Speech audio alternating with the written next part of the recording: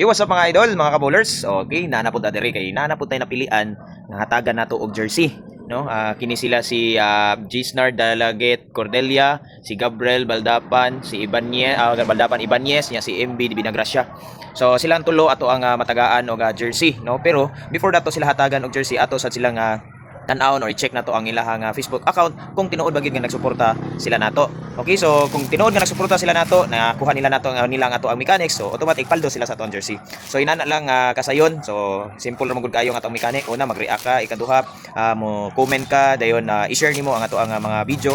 At least na kay mga 3 nga post nga na-share nimo nga public para makita ni Coach G. So ato ning tan-awon, unahon nato ni si Gisnar Dalagit Cordelia. So ang ingon niya diri sa iyang comment, coach gai ko og jersey. So muna siya.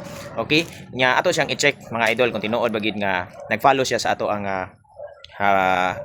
page, no, ang Coach G Basketball, nag-share ba gid siya. Then ikaduha kani si Gabriel Baldapan Ibanez. So ang ingon niya, ako coach naka-share naka-follow na pod, no, mo ni hangingon. Then kani pod ikatulo si Divina Gracia, MB Divina Gracia. So nangingon niya, ako Coach B, hihihi, share and follow na. So ato gyapon ni siyang ipang check ang ilahang mga Facebook account kung tinuod ba gid nga naka-follow sila. Okay, so let's go mga idol, aton tan-awon sila.